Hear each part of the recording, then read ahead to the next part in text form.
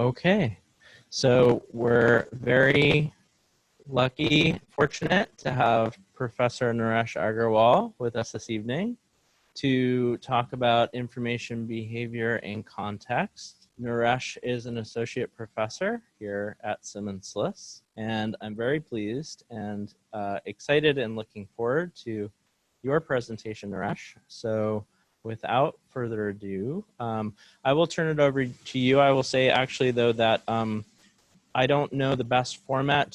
Would you like everyone to hold questions until the end of your talk, or if there are questions, should we jump in? What would work best for you, Naresh?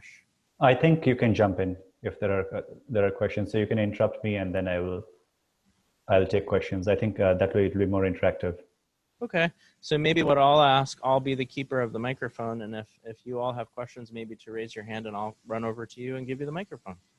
All right, now that we have the housekeeping out of the way, welcome. Take it away. Thank you. Thank you so much, Colin, and thank you everyone for coming to Simmons in the evening for this class. And I'm very glad to join this class because mostly I teach this class online, and I'm so glad that Colin is teaching this face-to-face now. And this is a topic that's very dear to me, context. It so happened that I was doing my PhD at the National University of Singapore, and I was doing a study on where do people go for information and the sources that they look for information. So I went and surveyed 352 people out there. And in the process of doing that, my advisor told me that when I was designing the study that you should go and do some research on what context is. And I thought that would be a simple 1-week job.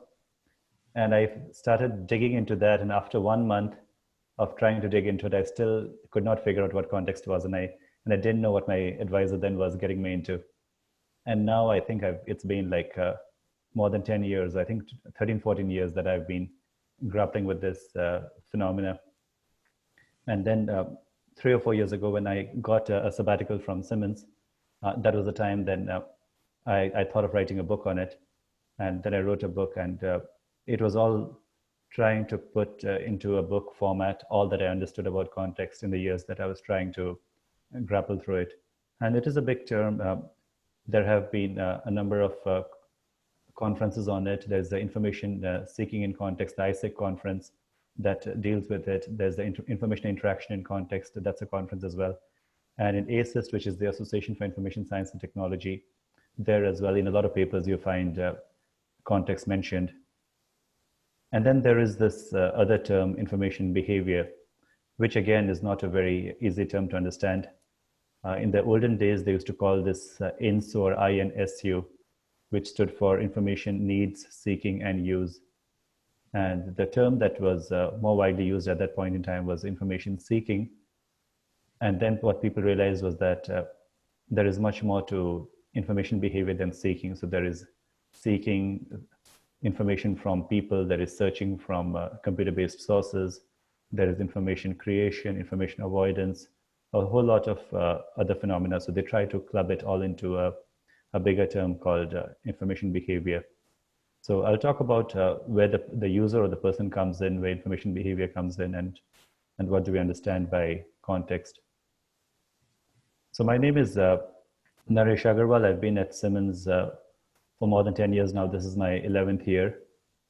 And I teach this class, the theories class. I teach web development and information architecture. I teach 488, which is the introduction to technology for information professionals, introductory course. I also teach evaluation for information services and knowledge management. So my key research areas are information behavior and knowledge management. So this is the book that I wrote. I painted the cover for it. I do have a printed copy, and I believe you all have had a chance to read parts of it. You can access it through the Simmons library. So this is a title, Exploring Context and Information Behavior, but there is a subtitle which tries to talk about what context might mean. It can be the seeker or the person. It can be the situation or circumstance. It could be what surrounds this user or the seeker.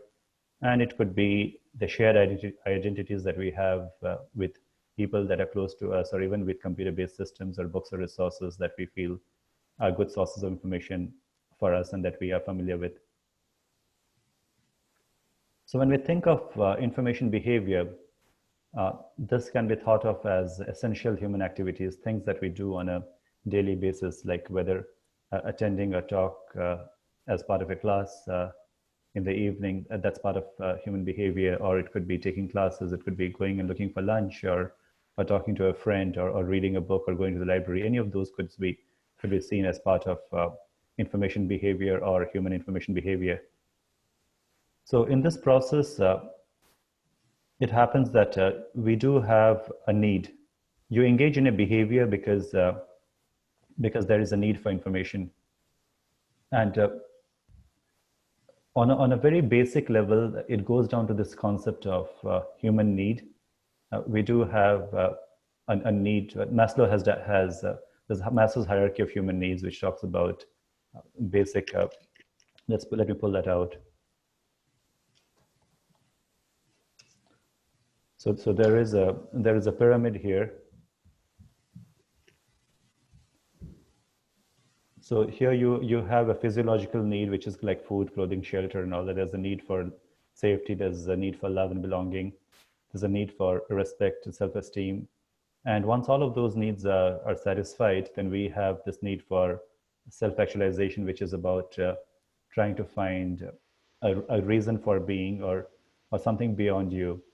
And now there is another term that's becoming quite well known. It's called ikigai, which is a Japanese term. And according to this concept of ikigai, you have like 4 circles. So in the one circle, you have what you love, and then on the other circle, what you're good at. So if we combine these two, then we get things that we're passionate about. And then there's a circle of what you're good at and what you can be paid for. And that often leads to our profession, whether being a professor or being an engineer or being a doctor or being a student or working in the library field. There are lots of being a librarian, archivist. All of those are things that you're good at and you can be paid for. And then if you can combine what you love and what the world needs, that leads to some sort of a mission.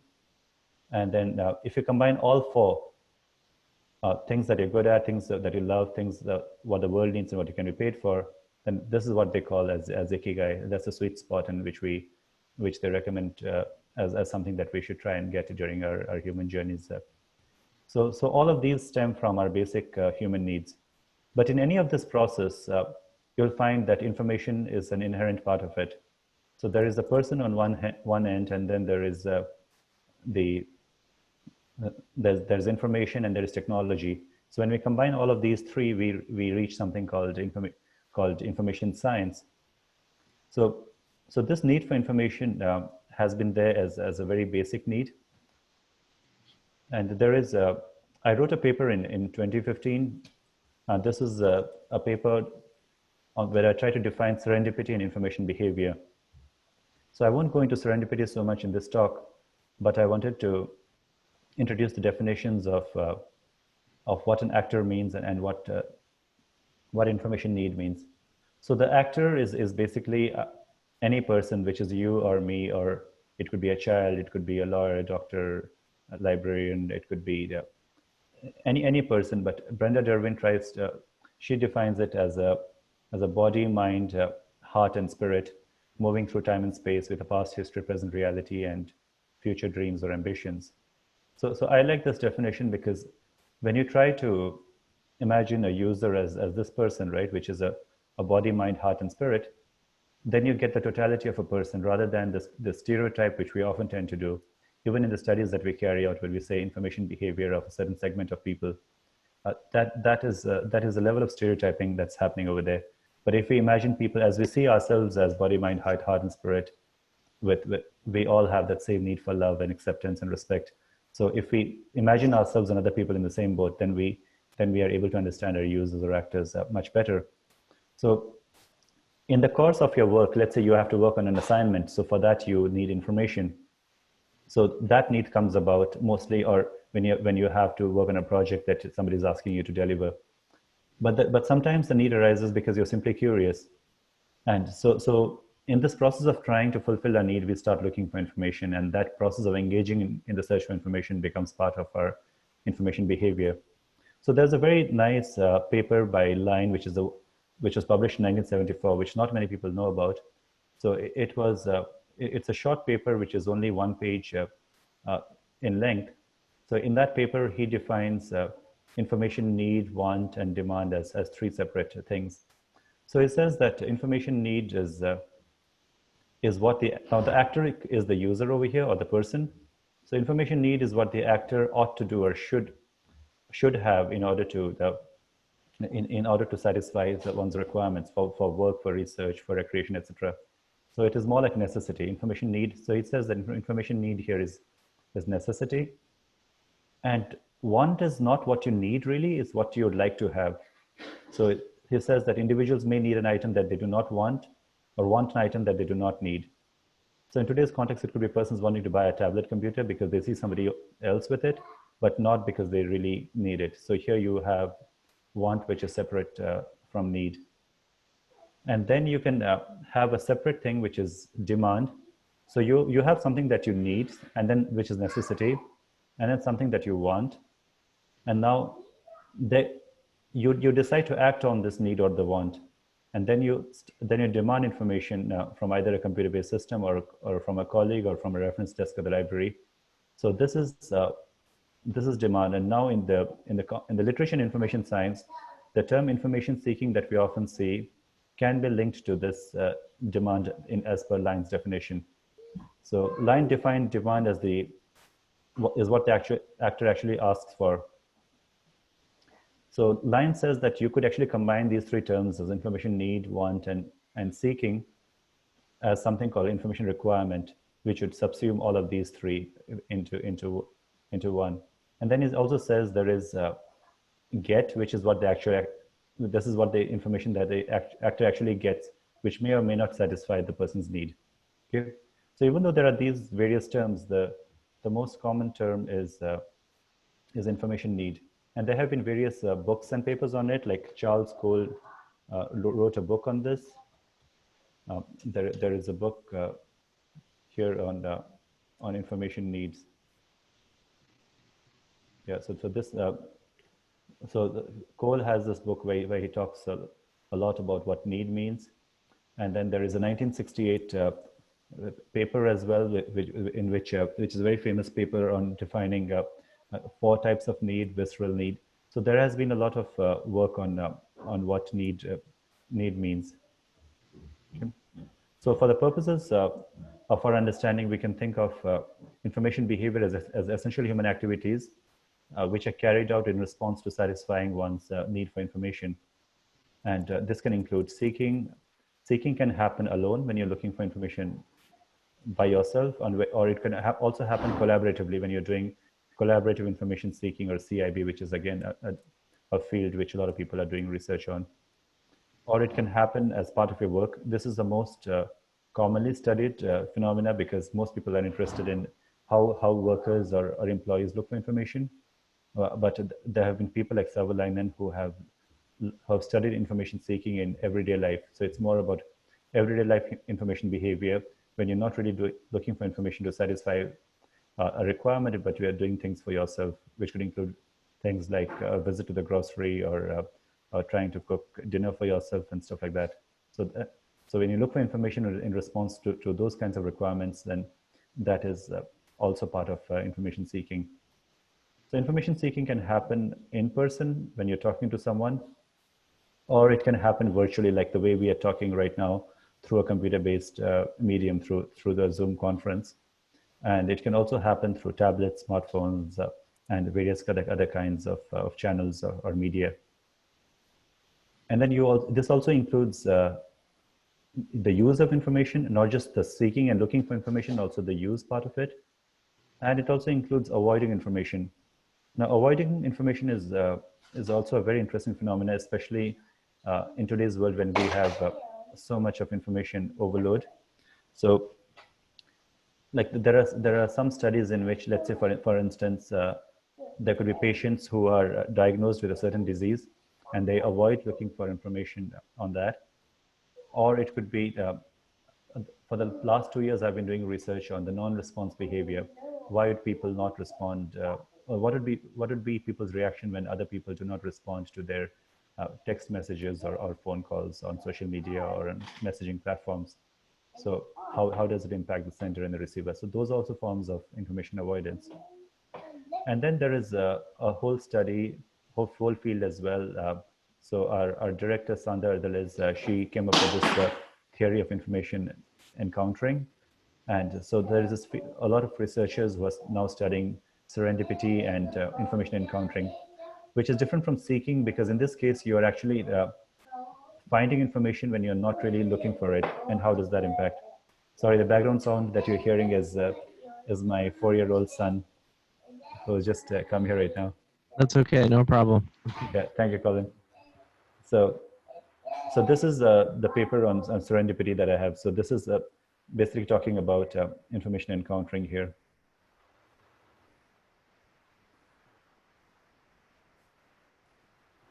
So to look at it in a diagrammatic form, so here you have the actor or the user, which is in Derwin's term, the body, mind, heart, and spirit moving through time and space. So which could be a knowledge worker, working person, an analyst, a student, or even a 4-year-old child trying to come next to his father who's giving a talk right now. And this person has, and this question mark is important because we do not have answers. Most of the times we have more questions than we have answers. So when we try to think of people as having perfect answers, that is often a fallacy. So if you think of a person as having a question mark, I think that really closely defines what we as human beings are closer to. And this person has a need for information. And in order to satisfy the need, we start looking for information. And this search for information could be from our friends or colleagues, or it could be from other people in the library and so on. And it could also be from books. And if we could also have a term which is related, which is information search, and this could be from computer-based systems. And sometimes we find information serendipitously. So as this information comes about, there we have information.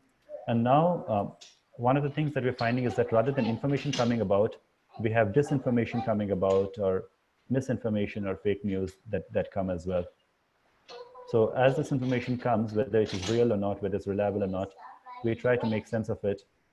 And in that process, we see that some of our questions get answered, and maybe it gives rise to new questions. And then we continue a search until a point where we think that what we know is enough for now, not because our curiosity is satisfied, which may never be satisfied, but just because we get tired, or we just want to give up at this point. So, and there is also times when we avoid information here. So this entire phenomena can be thought of as part of information behavior. And then what gives rise to information need is the context. So the context could be that you are there as a student doing a master's in a university and taking a particular class, which is a requirement for your degree or for a concentration that you are a part of. So that could be a context for which you're attending a talk or working on an assignment or reading a paper and so on. So the question then comes in as why context. See, before we get to the why, I also wanted to go back to the title of the book and tell you that why did I not name this title as just context or exploring context? Why did I have to link it with information behavior? And that is because in the course of writing the book, I realized that context can never exist on its own. Context is always linked to some verb. It is linked to an activity. It is linked to a behavior or an interaction. You cannot have context without an activity. So, and also context could be related to, in this case, it's a person's information behavior, but there could be a context about context of data within a larger database and so on. So there could be context of different things. But in this, when we're talking in this class right now, we're primarily talking about the context of a person's information behavior when interacting with information sources.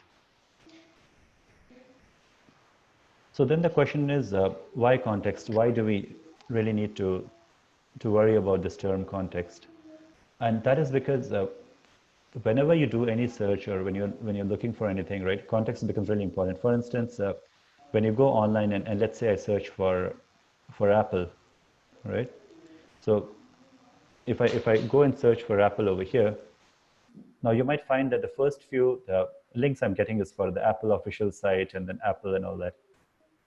but I might not be interested in all this. I might just be a farmer or a person who really likes apples. This is what I'm looking for, let's say. And what the search results show me are things that are more skewed towards where business is or where money is and all that. So without understanding the context of my need, the search results will not be tailored to me. Similarly, when you go to a reference desk, the person will really ask you that, why do you need this information that you're looking for, and what is the problem that you're trying to solve? When the person understands your context, the person will be able to help you much more. So context really becomes very important very soon. And when I was trying to study disinformation, I found that a lot of the times when people spread false information about things that happened in history, let's say 50 years ago or 70 years ago and so on, what they're trying to do is that they're trying to take incidents from a certain past and trying to put into the current scenario devoid of context. So even when somebody behaves or behaved in a certain manner in the past, that wasn't part of a certain circumstance. So we really need to understand context in order to in order to really convey the full information. The other point that way where context becomes important is I was talking about non-response behavior. How do you feel when people do not respond to your text messages and all that? And those are the times when you find that people are affected by non-response because they do not see the context. When you're seeing a person face to face, then you know that the person might be busy or the person is sitting in a class or giving a talk or attending a talk. So you see a person's context really, really nicely. But when you're miles away and just connected to a person via a phone connection, at that point in time, the context is lost. So then we need to find better ways to convey our context to the other person out there. So context, as soon as we slightly go deeper into any sort of interaction or in design of search-based systems or trying to help anybody's need for information, context comes in very, very quickly. So if we did not take context into consideration, then we could assume that everyone or everything behaves in a predictable manner. So there is an attempt there to paint everyone with a broad stroke of color. So then it becomes like one size fits all if we did not take context into consideration. So it's because of context that we're able to see people differently and their needs differently, and then we're able to try and solve the problems in the unique manner in which that is required of them. So then the term came in that, okay, even if you understand that context is important, how do we really define context? What is it that we mean by context? So the most common definition that I found in most studies of context was that context was seen as some kind of a surrounding, some kind of an environment or a container. So there was an assumption that this is the user or the seeker or the person who's looking for information. And this person, whatever is surrounding this person, some bowl or whatever that this person is sitting on, that surrounding is the context. So that's why there were studies in terms of information seeking behavior of people in libraries or people in archives or people in a crisis situation. All of those, like those, there's a certain amount of an environment that has been seen as context. So that is one area, big area of defining context, especially in survey studies, experimental studies, more positivist studies. That's where context is seen as a container. And context is also seen as a setting, an archive, a library, or a hospital, government, and so on, all policymakers. All of those settings are seen as context. And then you have context as a role. So it could be a context of a person, a cyclist, context of a student, a doctor, a lawyer, any of those different kinds of roles that a person is engaged in. So that is where context could be seen as well. And some people have defined context as a situation or something that, this idea of being thrownness. When you think of something that's thrown, right, imagine that there is something that's flung into a bucket full of water and that, or maybe into a pool or something. So you're not really choosing to be over there. You just find yourself in that situation. And we do find that there is a lot of things that happen to us or situations that we have to deal with, not that we choose a lot of those things. And so that some people see that as a context as well, situations that we are thrown into. Now, apart from context of the surrounding, a second stream of researchers, especially those that were coming from a qualitative and interpretive mindset or interpretive research background, interpretivist, they saw context as an actor's mind. So it is not that when you are sitting in that room right now and sitting on those chairs, it is not that as a reality that I think of. It is about what I think of that reality, what I think of you all. So if I, even in the chair that I'm sitting on, not to think of that chair as a separate entity, but the chair is, the importance of the chair is only as long as what I think of it is more important than its separateness or its objective reality. So to that extent, everything becomes subjective, and everything becomes what I think of it rather than it existing separately. So even when you think of the people in the world, when they say that there are 7.3 billion people in the world, maybe we do not have one reality in the world. Maybe we have 7.3 billion realities. It is how each one of us chooses to make sense of the world in our own ways. So to that extent, the context of a person as a separate thing, right, becomes context as external to the person, then becomes something not so correct from that point of view. And then in this case, it is not just this bowl, but what I think of this bowl that becomes important. So here everything becomes context when you look at it from the actor's mind. And then some people see context as information sources and channels. It could be books, it could be face-to-face interaction, trying to get information from people or from books or from your mobiles and tablets and so on. And it could be from all of these various kinds of sources and channels. And some people see context as constraints, things that prevent us from realizing our full potential, things that bind us or tie us in certain ways. And some people see context as a discourse or a common ground that happens in the course of our interaction with each other. And some people see context as meanings that are assigned to us when we interact with other people, or when we're reading a book, or when we are trying to make sense of a conversation or a talk, or when we are using our smartphones or some device. And then context could also mean portability. So let's imagine that you are talking to someone at an airport, and then as you're talking, you just walk out of the doors of the airport. So in the process of walking out of the door, then one part of your context changes because you were inside the airport, so your physical surroundings were different. Now, as you walk out of the airport, your surroundings get totally different. But at the same time, the person you are talking to is the same, and a conversation is still carrying forward. So it is interesting that what your mind is engaged in, that part remains the same, and yet your physical surroundings change. So in that sense, your context is changing. So embodiment is this idea of when we find ourselves embodied within a particular surrounding, and portability is when we're able to carry our context along with us, when we're able to carry our phone and carry forward the conversation. Yeah, so that's my son, Ishan.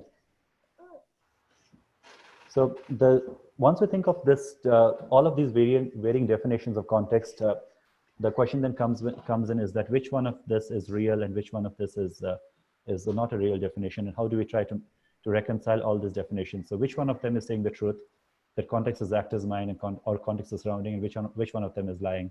So how do we believe that which definition is correct, or which of the stream of people are telling us the true picture? So then I started exploring this idea of the boundary of context. So how do we draw the boundary of trying to make sense of what context is? So some researchers have defined context as a certain boundary, and they say that it can be seen as a set of things, factors, elements, and attributes that are related to an entity. So in our case, the entity is the actor or the person in important ways, but not so closely related to the entity that they are considered to be exclusively part of the entity itself. So as per this definition, they're trying to exclude the part of the actor's mind, and they're trying to say that the chair that I'm sitting on is outside of me. It's not a part of me. It is one way of defining the scope of context as per these definitions. And a lot of people have written that the boundary between the entity and context is continually negotiated and renegotiated. So it's not something that can be fixed or that is there for all the time. And as I mentioned earlier, when I was talking about why I named the title of the book as having context as linked to information behavior. So that's because the context is of the actor engaged in an activity at the point of interaction. So for instance, right now, as I'm talking to you and giving this talk, there is a certain context to it. And when you try to understand me, you can understand me as interacting with you as part of this talk, or holding my son right now. So that is a certain context. But let's say I am shopping in a supermarket and I'm paying after my shopping to the cashier. That is a separate context. You cannot say that that is. So when you say like the information behavior of a professor at Simmons, then it it is not a complete picture. You have to say the information behavior of a professor at Simmons when giving a talk, an online talk, that's one thing, or when paying at a cashier, or when boarding a bus, or when taking the train, when walking on the street. Those are all very different contexts. So it is of that person engaged in an activity at the point of interaction, which gives us a full picture of a context, because each of our contexts will change depending on the various activities that we're engaged in, and not just the activity, but a certain point in time that we're engaged in that.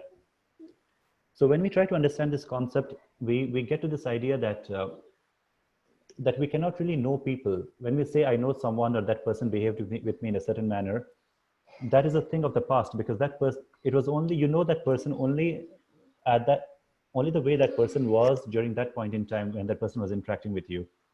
And from that time, the person has had a lot more interactions, and you've had a lot more interactions as well. So you have moved on and that person has moved on, but we try to make images of people and stereotype them based on certain interactions that we have. But we only know parts of people, we don't know the full picture. And that is because what we know is only at a certain context at a point in time. So then I realized was that all those people who were saying different things about what context is were not really lying, but they were looking at context in different ways. So it was all context, but it was different views of context. So some people choose to view context as a container or a surrounding. Some people chose to see context as the actor's mind, or something that of the meanings that the actor constructs in his or her mind. And some people see context as part of a conversation, or part of something that we derive as being social animals, or being parts of groups that we belong to, and being parts of families, groups, communities that we engage in. So it's a socially constructed context. So these were the three primary views that you'll find in different studies of context as to what context means. And there is the story of the six blind men and an elephant. And as part of the story, they find that these blind men go and they try to feel the elephant, and one person goes and says that, oh, the elephant feels the trunk and says, oh, the elephant is a snake, and one person feels the tail and says, oh, the elephant is a rope, and one person feels the legs of the elephant and says, oh, this is a tree trunk. So depending on what part of it that they were feeling, they had different ideas of what the elephant is, and the elephant is much more than that, or the sum total of all of those. So I try to paint this picture in a similar manner to show that when we think of elephant, then it's a lot more. So our context is basically like this elephant that is being seen by blind men or blind women in different ways. So Brenda Derwin tried to define context as an untamed beast. So there are lots of different people who have come up with these definitions of context as a concept that's very hard to grasp. So one way that I tried to understand context was using this theory called the social identity theory. And as per this social identity theory, we are individuals, and then we are also parts of certain groups that we belong to. And what happens is that there are certain people who we really like or who we know well, and it could be friends, it could be our close friends, it could be family, it could be people that we know really well. And we see them as part of our groups because we like them or because we know them well. And so we see, so that those people who we call as those people as an interpersonal relationship that we have with those people. And then there are some people who we do not like or who we do not understand well enough. And those people that sometimes we find that human beings tend to see them as us versus them. So in that case, we see those people as being part of certain groups that are outside of our groups. So in this case, there's an intergroup or in-group, out-group differentiation that's happening. And when we see people as part of our group, then we see them as individuals much more. So this is done all the time, and this happens when there is stereotyping. And this is the crux of the social identity theory. So Rabindranath Tagore, who was a Nobel laureate who got a Nobel Prize in the early 20th century, he wrote in his in one of his essays that we are in a haste to seek for general types and to overlook individuals. So here, what we find that we are stereotyping people either on the base of race or ethnicity or skin color or age or gender or sexual preference or disability or religion or profession. So we have the people on the two extremes. So when we see people as people, irrespective of any of these, then we are engaging in an interpersonal behavior.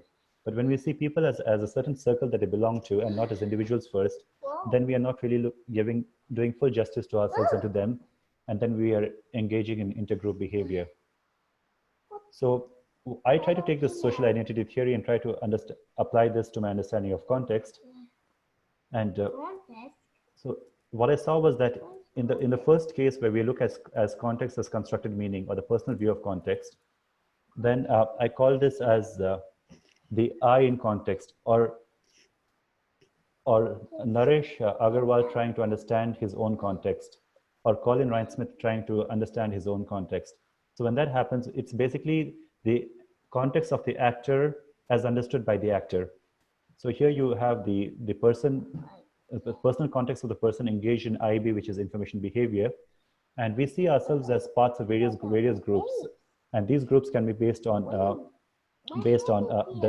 race or ethnicity or our education, or as, let's say, being part of Simmons, or being interested in library science, information science, or being interested in social justice, being interested in diversity and inclusion. So any of those things can define people as part of a group, and we see ourselves as complex people with various kinds of circles that we belong to. There are people that we feel as are part of our groups. There are resources, books that we like, that we're familiar with, systems that we're familiar with. So all of those are part of our shared context or our in-group. And then there are certain people that we do not understand or do not like, certain books that we find it hard to understand, certain information sources that we do not really understand well. So those are part of the context that we stereotype, and that's our out-group. So that is one view of context. So context has construed meaning. And then we have a second view, which is the shared view of context, which is the we in context. So this according to this shared view, so here what happens is that we have this one person who is a part of all these various circles, and this person has a personal context as well. And then there's another person who also has a number of circles, and this person also is part of various groups. Now, when these two people work together, so let's say when Colin and we work together on something, then we do have our own individual personal context, and then we also have a shared context based on understanding and the common ground that we have of each other. And so when we collaborate, then we engage in collaborative information behavior. Let's say we collaborate to write a research grant together or something. So that becomes part of our common behavior that we engage in.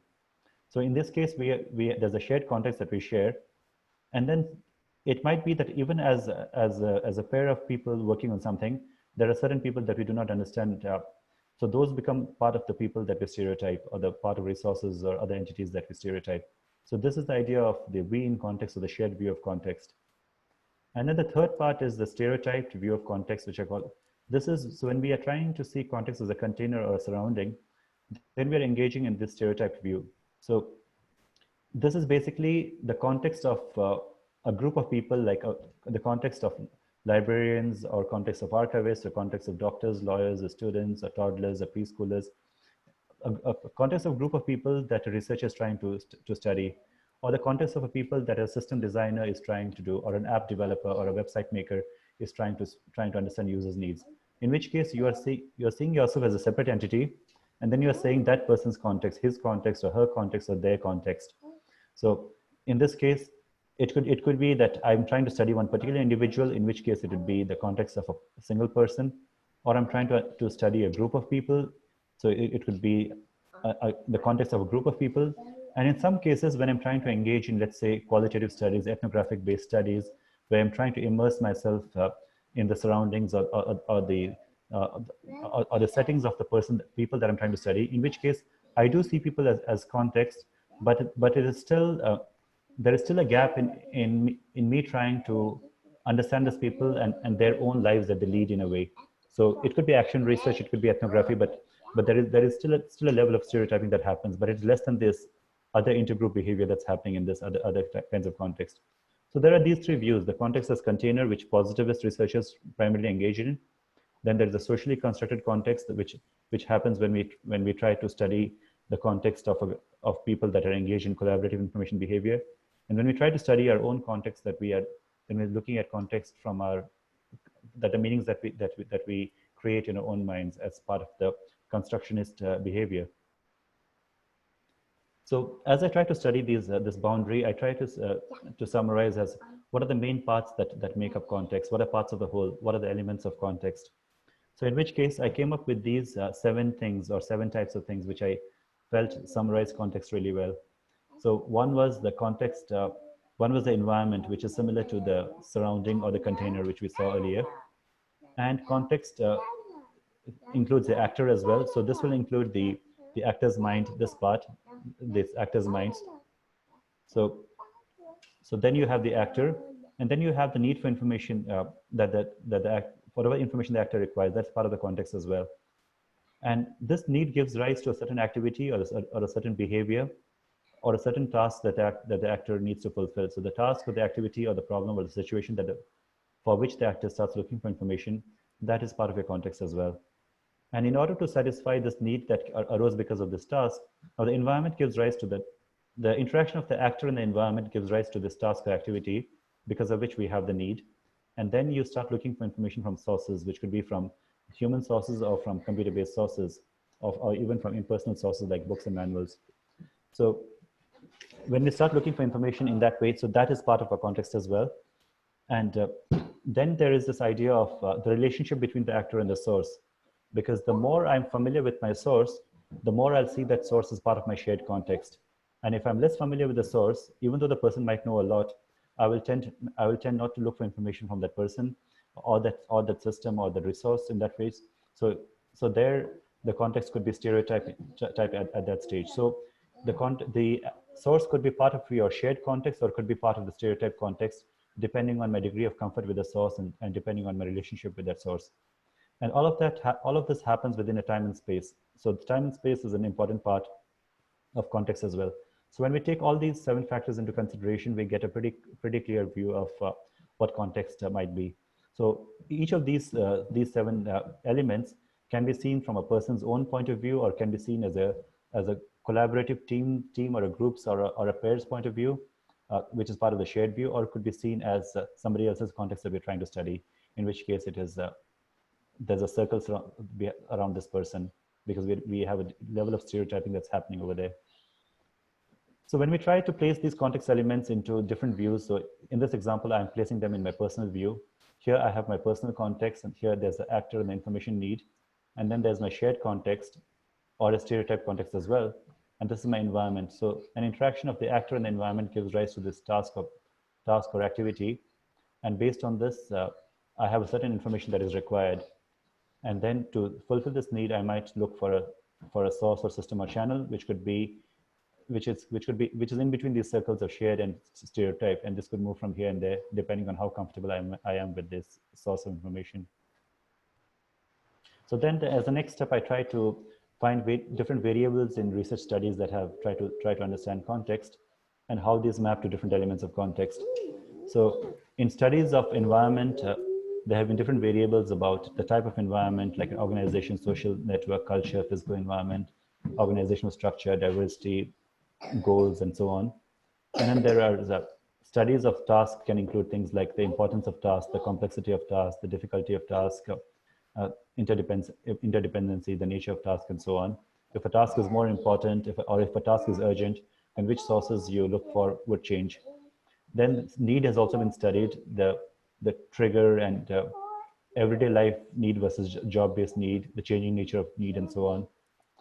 And in terms of information required, what has been studied is how much is enough, the importance and utility of the information required. Is it tacit information? Like, can I really learn it from other people, or can it be taught? Like, for instance, driving or swimming are kind of skills which you really need to make mistakes and then learn. And maybe it's not so easy to transfer those skills right away. And again, there are lots of things to do with the actor, demographic, scoping style, the identity, metacognitive monitoring, risk aversion, and so on, the domain knowledge, knowledge state, and all of that. So there are lots of active variables. So what I try to do within each of these variables is that you'll notice that some of these variables are italicized and some are not. So the italicized ones are showing those parts of context which are typically don't change all that drastically. So for instance, your age or your sex or your gender or your personality type, some of those things may not change all that very rapidly when you're interacting with information. But there are parts of you like your mood, for instance, or the information load that you're feeling, your affective state, your motivation, your level of curiosity, those kinds of things might change more often. So there is this part. So I've tried to identify context that changes more and context that changes less often. So similarly, again, for the source or channel, you could have the type of source, and then you could have other things like accessibility of the source, the format of the source, ease of use, communication difficulty, portability, and so on. And then the degree of comfort with the source as part of the relationship, or degree of familiarity with the source or system. And for time and space as well, the time of interaction, immediacy, duration, and so on, and history of past interaction. So if you look at any of these studies on the, if you pick any of the journals or any studies in the library field, you'll find that these variables come in one form or the other, and those are listed as part of the context. So all of these actually in totality form what we can understand as context. So then I try to come up with a definition of context. So I define context as the context of an actor's information behavior consists of elements such as environment, task, actor, source, relationship, time, and then you have all of these task, need, actor, source, channel, actor, source, relationship, time, and space.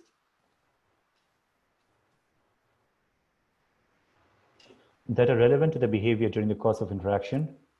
So the relevance is important. If they're not relevant, then those parts are not important.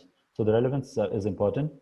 And these can vary based on magnitude, dynamism, patterns, and combinations. So I didn't really talk about this right now, but in the book, I discuss a lot about how the context can vary to different levels and so on. And then there's this idea of the view of the actors. So the context appears differently to the actor than to others. So the personal view or the shared view or the stereotype view, all that will change. And based on how it appears to you, we make an in-group or an out-group differentiation of these elements depending on the individual and the shared identities. So if once we take into all of these, it's a pretty complex definition, but it tries to sort of sum up what we can understand by context and how it can be seen from different views.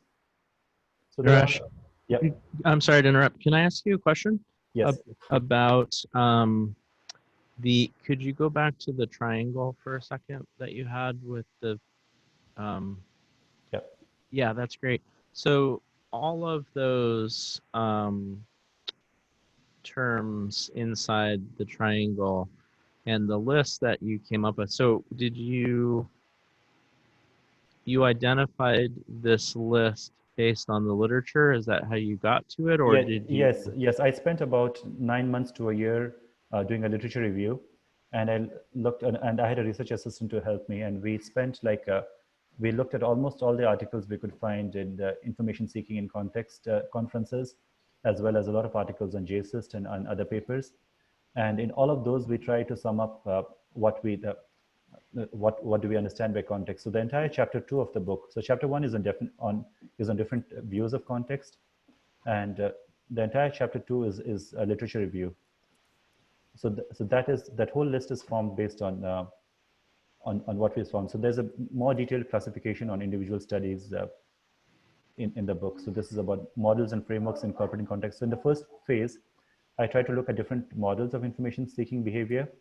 And in each of those, in blue, I try to mark which of those is context and which part is not context.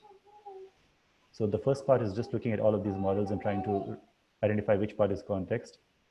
And the second part is looking at different studies based on the populations that studied, and then marking them as what is context in these studies and what were the methods that were used to study context. So then is the social identity theory sort of a wrapper around those findings? So the social identity theory was my attempt at trying to make sense of which of the definitions of context was correct. And I found that by using that theory, I was able to understand that people who are trying to understand context of a surrounding or a container are actually stereotyping the way we stereotype people. So it was trying to, it was not based on the, that was my contribution actually to this literature. So these studies until chapter 2 of the book is what other people have studied, and chapter 3 to 5 is what I contribute to the book. This terms of this idea of different views of context, the social identity theory, all of this. Chapter three, I think I would say is the primary contribution.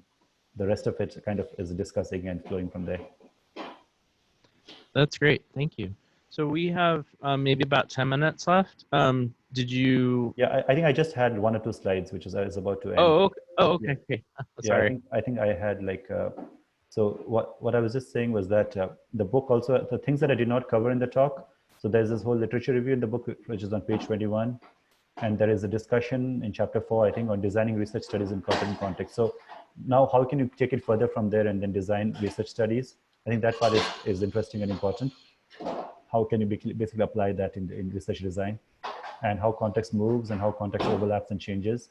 And then there are 12 conclusions about context in chapter 4. And then how context can be applied now and in the future. So those parts are there in the book. Yeah. So this was a kind of a summary of the book, but there's more in the book than I could cover right now. Yeah, that's great. Well, thank you so much. I know I have a few other questions, but questions from folks in the room here? Is there anything that you would like to ask? I will bring you a microphone.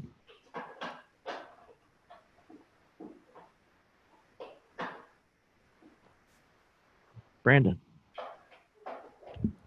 Hi, Naresh. I'm curious, you mentioned kind of the foundation of, a professor asking you to consider context. And so that kind of gives us an idea of that trigger moment, right? But what makes you keep coming back and keep exploring new ways of researching context? Like, what continues to make you interested in studying it? Yeah, I think I find the study of context really important because it helps me understand human beings and human behavior. And I find that with my understanding of context, I'm able to make sense of the world in a much better manner, because every time my mind tells me to judge someone, I remind myself of context. That why is this? Let's say somebody says something mean, right? Or somebody makes a weird remark somewhere. Then I try to understand that why is it that person said that. The moment you ask that why, you go into the context, and then you start understanding it in much more manner. So I think context is important to the study of human behavior. And in our field, when we're trying to do whatever, like let's say as a software developer, you're trying to help the user, or as a teacher, you're trying to help your students, or as a reference librarian, you're trying to help the patron. In any of these interactions, understanding the context of the end user becomes really important.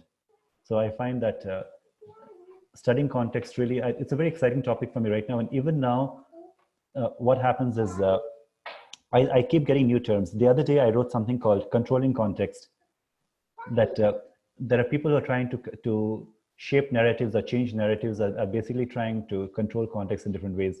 So I keep seeing new nuances to it, even now. Yeah, that's a great question. Ben, did you? Hi, Professor. I was wondering, in views of context, have you found anything in your research on how to persuade others for other people to look at context, like not just yourself, but also other people, as a way to like look outside the bubble? Yeah, I try to put a, let me see if I can find it. I try to put a quote in the book, which is, I think, in a way, kind of a summation. So I write here that my personal take is that people are like rivers, constantly flowing as we ourselves are. Each experience at every moment in time shapes us and changes us, even though we, as well as other people, appear to be mostly the same.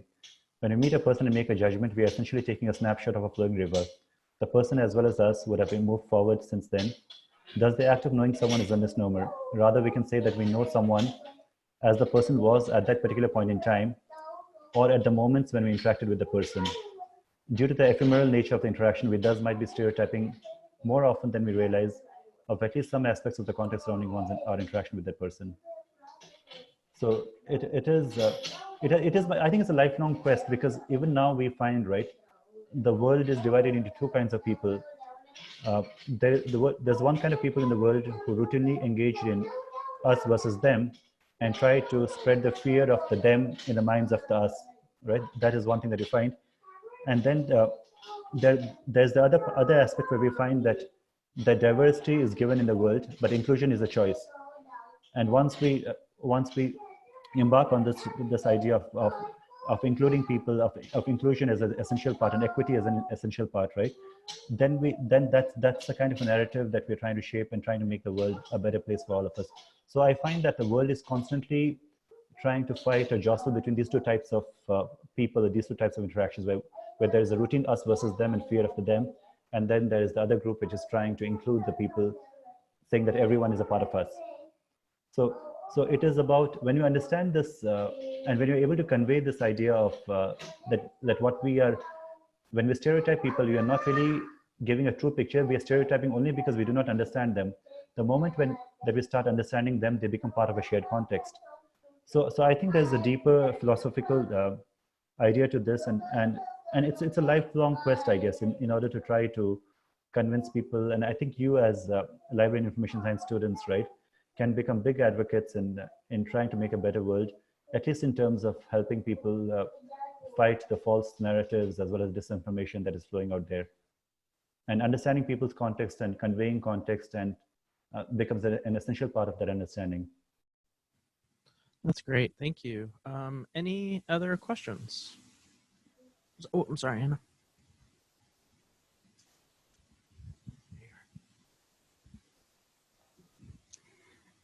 Hello, Professor. This is actually a couple of different thoughts that I had, and I thought that you bringing in controlling context was very valuable, mostly because I'm curious of whether imposing a context is meant to increase our levels of predictability, to eliminate as much uncertainty as we can, and be able to measure at very granular levels the success we have in our information transmission. Yes. And you go ahead. No, yes, no, continue. Finish your question first and I'll answer. Yeah. And also, I'm wondering about the fine line of assuming authority in order to ensure a certain level of predictability.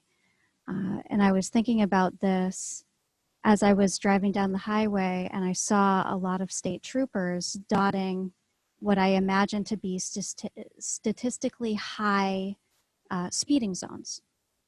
And the information in that context emboldens the authority to be assigned for that to be monitored, because the predictability that perhaps a reward will be gained for someone being stopped at a high predictability speeding zone shapes the behaviors of law enforcement because of the statistical analysis that is involved in CompStat.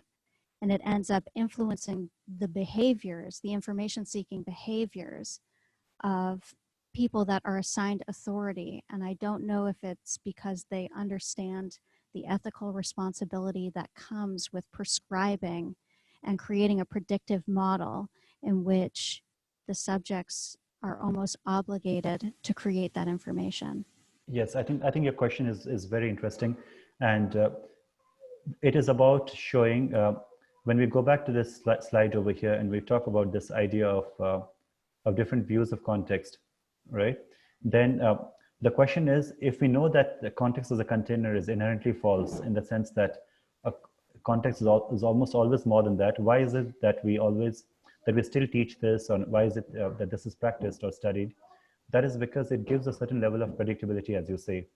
Because when we say that, when we try to imagine that people in a certain circumstance would behave in a certain manner, that might help law enforcement or the government or even policymakers or professors or universities or libraries to enforce a certain type of behavior. So it gives it, it may not be fully correct, but it helps meet the needs of 80% of the people.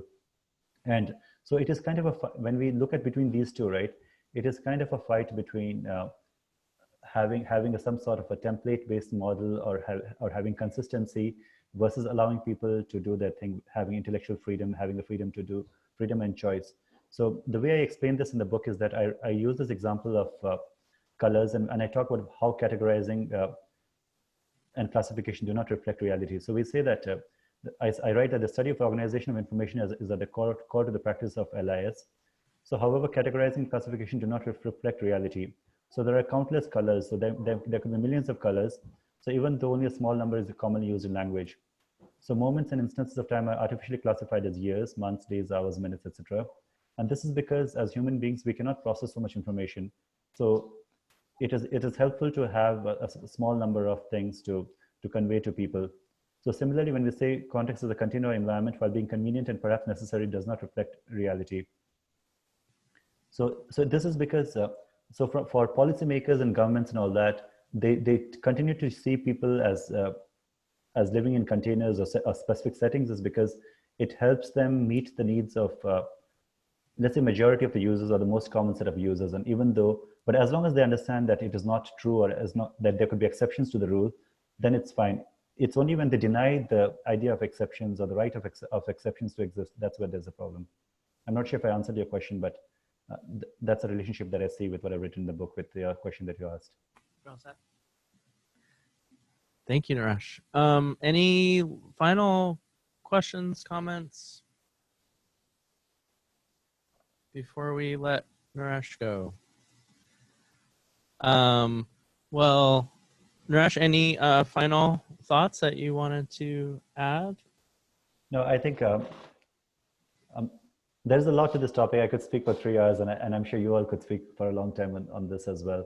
But I would say that continue exploring and continue thinking about context, about how it applies to what you do and what you study, and also within the course that you take. And I'd be interested to know how your idea of context develops through this course, I think, in the following weeks. Well, great. Well, thank you so much for joining us, and especially in the evening from home. And we really appreciate your time, and it's been great to hear from you. So thank you so much. Thank you so much, Colin. Thank you, everyone. We have our... Thank you. All right. Bye-bye, Naresh. Bye. Bye, Colin.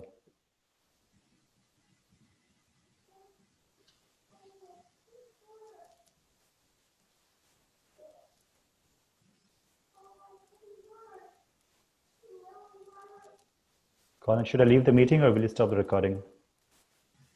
I am